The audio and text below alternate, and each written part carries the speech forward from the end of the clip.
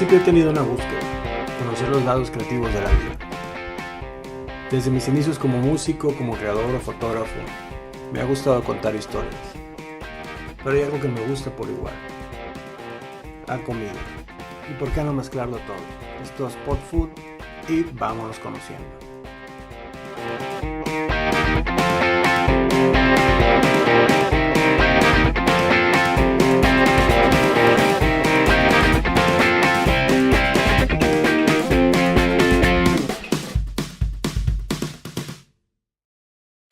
El día de hoy vamos a Cafetería Tlacati. Voy a entrevistar a Fito Arriaga, director de teatro, actor de teatro, con más de 40 años de trayectoria. Y bueno, vamos a conocer un poquito su historia y a ver qué onda y a comer buen pan. Y vamos a ir a Tlacati porque Fito me lo recomendó, que ya también es parte de nuestro gusto. Está en el centro de la ciudad y es una de las mejores panaderías y cafeterías que puedes encontrar. Ok, hoy les traigo pan y teatro. Coincidir en Tlacati, ya que es una de las mejores panaderías que vas a encontrar en la ciudad. Hacen pan artesanal con unos espectaculares rellenos de frutillas o cremas dulces. Son el complemento perfecto para acompañar tu pan, ya sea salado o dulce. Sin mencionar que tienen un excelente café ahí. Y los invito a que visiten Cafetería Tlacati. No, claro. Ah, Entonces, las frases históricas que habían salido ya valió madre. ya valió madre, pero quedaron. Bueno, estamos con Fito Arriaga, estamos desayunando en Tlacati y queremos conocer un poquito más de su trayectoria y su persona y como creador, ¿no? Entonces nos estabas platicando un poquito de tus inicios. Sí. ¿Hace cuánto empezamos? Yo te decía que realmente yo empecé en 1974. Ahora sí, como les digo, mis actores, me entró el gusanito por el teatro a partir de una presentación que hicimos cuando estaba saliendo de la prepa central de la universidad. Era la madre de Bertolt Brecht la obra. La presentamos en el Mazatlán. Y ese primer encuentro con el público, esa primera reacción de público y esa que luego llega al escenario y que te retroalimenta, creo que es algo que se convirtió en un momento crucial para el desarrollo de todo lo que he hecho en mi vida. O sea, como el punto que yo dije, esto es lo que yo quiero hacer. A partir de ese sentimiento, de esa adrenalina, de ese gozo, de ese sufrimiento, de esos sentimientos encontrados que se dan en el escenario de acuerdo a lo que estés viviendo, pero sobre todo con tu primer enfrentamiento con el público. Te decía yo que estar en un escenario, como decía un director, Luis Margules, en el escenario somos como un librito abierto, no vamos a engañar a nadie. Sale todo, ¿no? Sale todo, sale todas esas cosas que tienes guardadas, te decía, pero que de pronto necesitas sacarlas y decirlas porque es algo que crees que puede no solamente interesarte a ti, sino interesar a la gente, para que eso de pronto se convierta en algo que de alguna manera, no mensaje, pero sí algo que comunica, algo que tú te das cuenta que mucha gente está, no lo dice, lo piensa, y en el momento en que tú se lo dices, viene la reacción del público, ¿no? Que es un poco el asunto de la catarsis, que tanto se habla. Así es. Del 76 al 78 más o menos, 75 al 78 trabajé con Raúl Talavera, después solos, 79, 80, 81, incursioné por primera vez en la dirección teatral, que me gusta, pero la verdad me gusta más actuar. Claro.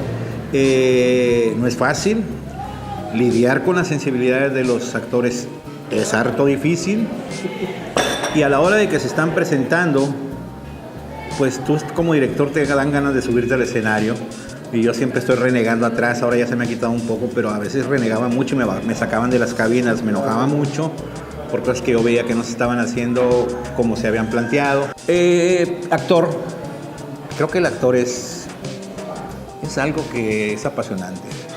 Es apasionante. Yo había dejado de actuar, o sea, 2 años, por decirte algo. Yo tengo un récord así de más de 30 años actuando ininterrumpidamente, sin parar. pero dejé 2 o 3 años por estar dirigiendo. Te faltó algo. Entonces ya digo, son 2 años, necesito volverme a subir al escenario. Necesito mi dosis. Alguien me preguntaba, ¿tú por qué, por ejemplo, ahora en Carlos Marx, cómo le haces para llorar? ¿Estás solo ahí? Estoy solo.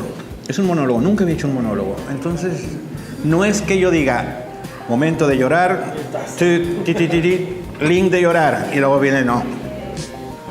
¿Cómo? O sea, no hay recetas para eso, pero sí, yo creo que es todo el cúmulo de experiencias que tú tienes en la vida, que las pides prestadas para trasladarlas al escenario y a las situaciones que se están viviendo, que está viviendo el personaje.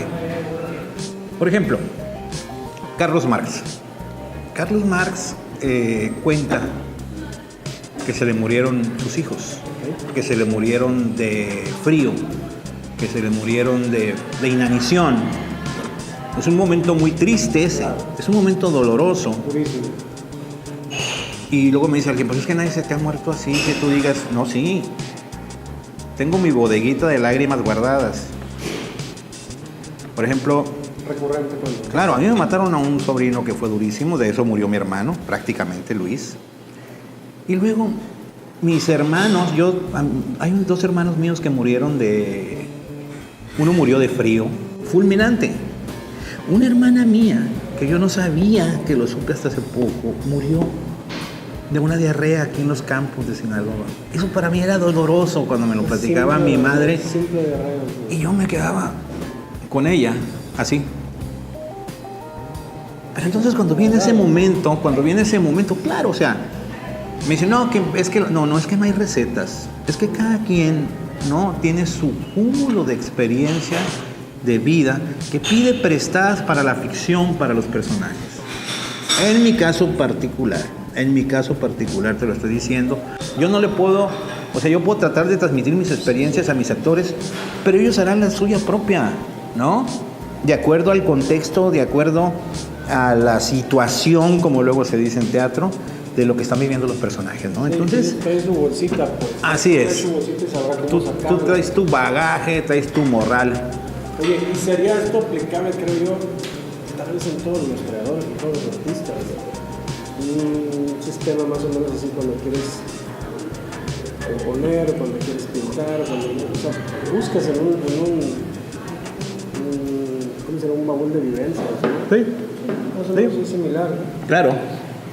Claro, o sea, en las diferentes artes, aquí es un poco diferente porque te enfrentas al público en vivo. Directito. Ahí va, pues. El pintor puede tener sus vivencias como las tuvo Dalí o como las tuvo, ¿no? Pero aquí estás en un momento donde el tiempo presente, el aquí, el ahora, tienes a la gente. Y más las miradas, querías decir, esperando que hagas eso. Entonces, es un proceso muy rico el de ser actor. Me gusta mucho. Oye, ahorita nos estabas platicando de esa época que cuando empiezas vas avanzando y hay un pequeño, digamos, crecimiento, al menos en el noroeste o en Culiacán, en Sinaloa, no sé, en el ámbito del teatro, y vienen estos personajes a más o menos, digamos, no sé si a mejorarlo, pero sí a encaminarlo, pues, ¿no? Lo que decías de Oscar, esa parte, me imagino, pues, fue ya cuando ya se hace más en serio. De ese momento a lo que tienes ahorita, o sea, en general en el ambiente, ¿es más rico o fue más rico? Yo creo que fue más rico. Fue más rico ese momento. Claro, son momentos distintos. Sí. Está riquísimo el pan, ¿eh? Yo lo hice. ¿Tú lo hiciste? No, claro. Cocinando toda la mañana. Te decía hace rato que descubro que soy adicto al pan y no me avergüenza decirlo. Bueno, fíjate. Sí, sabor. Fíjate que sí. ¿Por qué? ¿Por qué digo que sí fue más rico? Porque teníamos a un genio que fue Oscar Liera, irrepetible, o sea, es una personalidad única, con un ingenio con un conocimiento, con una cultura y sobre todo con un talento para él enfocar todo lo que él sabía, todo lo que estudió en Europa, todo lo que estudió en sus diversas carreras, tanto en letras como en la Escuela Nacional de Teatro, cómo va creando un paradigma que se va a conocer como el teatro regional en México, utilizando las técnicas de Brecht, de otros autores, ¿no? Cómo las va trayendo y de manera natural van saliendo en El Jinete de la Divina Providencia, en El Oro de la Revolución Mexicana, en Camino Rojo a Zabaiba, con un alto grado de poesía, de lirismo en sus últimos tiempos, realmente comparables al realismo mágico de Rulfo, ¿no? Y lo digo a 30 años de la muerte del Flaco, como le dice un amigo de nosotros, y él va a generar este movimiento que se va a extender en toda la República, porque trasciende. O sea, fíjate, nosotros estrenamos El Jinete de la Divina Providencia, se estrenó el 9 de julio, o el 7, el día de Marta Salazar, 7 de julio de 1984, y en el mes de septiembre estamos en el Festival Internacional de Manizales, y al año siguiente, un año después, medio año, estuvimos una gran temporada en México. Y luego estuvimos en el 85 en Nueva York en el Festival Latino y en el Festival Cervantino. O sea, el teatro regional trascendió, rompió. Nadie lo esperaba ni nosotros. Y eso, por ejemplo, fue algo definitivo en mi persona y en muchos de los que ya estábamos para decir, profesionalmente lo voy a hacer esto. No es hobby, no es pasatiempo. No, pues es que te es lo que voy a hacer toda mi vida y todo el tiempo. O sea, si lo hubieran presentado aquí y luego en Mazatlán y bueno, ahí en el esfuerzo y en lo cotidiano a lo mejor te enfrías de otra forma algunos, pero al darte cuenta que gusta, que hay un empuje, que ahí vamos para acá, o sea, vas avanzando, me imagino que te llena de ganas. Ahora, con respecto a lo que comentas, ese tiempo fue una época áurea, una época dorada, ¿no? Del teatro regional, del teatro mexicano. Yo te puedo decir que Camino Rojo a Zabaiba es la mejor obra de teatro en México, mexicana, así. Y el que diga que no, que lo discutimos. Que me diga que otra obra, ¿no? Y mira que hay grandes escritores, está El Gesticulador, están las obras de Carballido, están las obras de Luisa Josefina, están las obras de Jesús González Dávila, están las obras de muchos autores que han sido muy trascendentes también. Ahora, Liera trasciende a partir de su región, a partir de su tradición, a partir de sus mitos, a partir de sus personajes. Ayer discutía con alguien así levemente en el Face, ¿no? Que decía que alguien pasó por ahí un link de sobre Rafael Buelna Tenorio, que decía el héroe desconocido. Cuando Liera escribió Lo de la Revolución Mexicana, que es sobre el personaje de Rafael Buelna, aquí en Sinaloa prácticamente nadie lo conocía.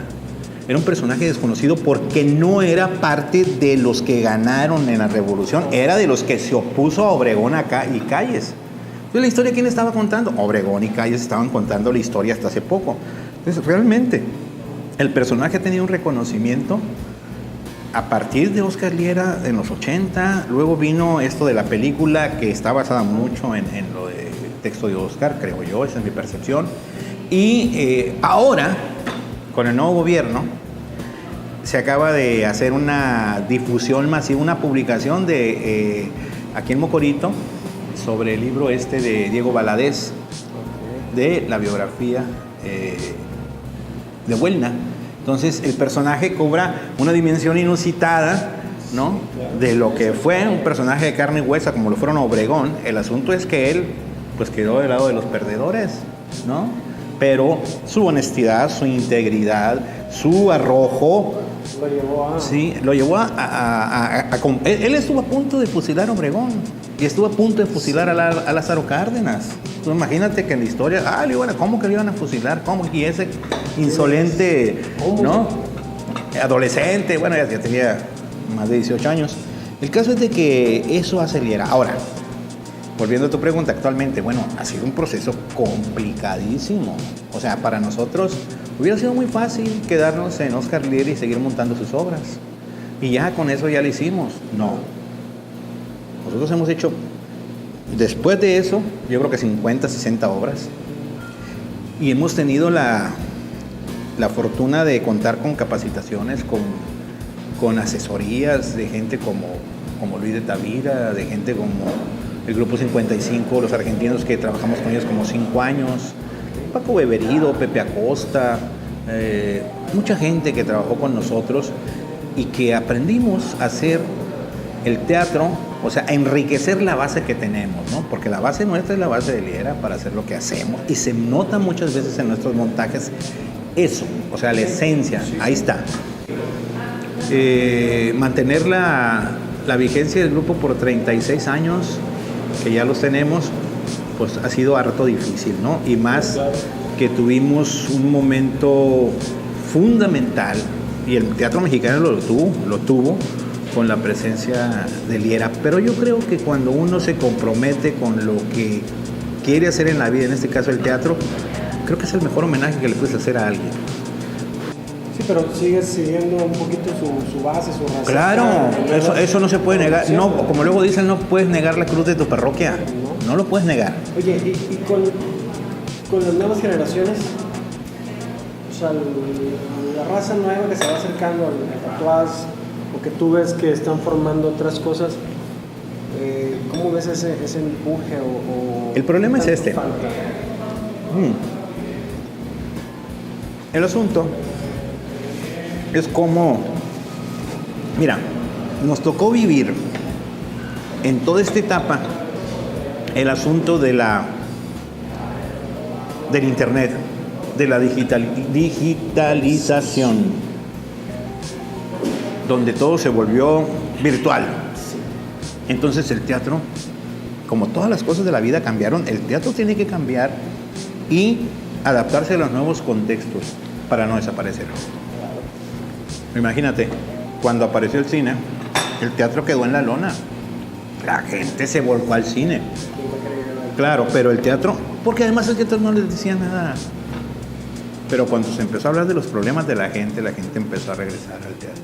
Porque la ventaja del teatro es que es un hecho vivo. Ahora, cambia todo. Una de las bases fundamentales del actor es nutrirse de la lectura de los grandes autores. Cada día es más difícil que un muchacho lea, por lo que estamos hablando. El teatro ha cambiado, la enseñanza del teatro ha cambiado, la actoralidad ha cambiado. También tienen que encontrar otras formas de acercarse a esos nuevos. Claro, entonces, por ejemplo, ahora es más difícil llevar una obra como Ciudad de Tres Espejos al Teatro Pablo de Villavicencio con una audiencia de 900 gentes. ¿Qué hacemos? Tener el teatro cara a cara, acercar a los públicos a los escenarios íntimos, que además es un reto para el actor, y buscar la naturalidad, ¿no? Es algo muy sencillo de decir, pero muy difícil de hacer. Muy difícil, porque ese punto original que Y tenemos una buena camada ahorita de muchachos que incluso los hemos metido a estar y nos hemos mezclado, los más veteranos con ellos, con el ánimo de ir dándole estafeta, ¿no? A los que vienen, fogueándolos. Así es. Muy bien. Así es. Tito, muchas gracias. ¿No? ¿De qué? Un chingo la plática. Y el pan está riquísimo, es delicioso. ¿Qué te pareció? El panecito. No, me encanta. Yo te digo que vengo a comprar aquí, vengo y veo un pan y me lo como ahí mismo porque ¿Te lo tienes que comer o te lo tienes que llevar? soy un vicioso del pan. Si no te preocupes, no se va a quedar. No se va a quedar. Ahí fue muy buena plática con Fito, 40 años de trayectoria, acompañados de buen pan y buen café.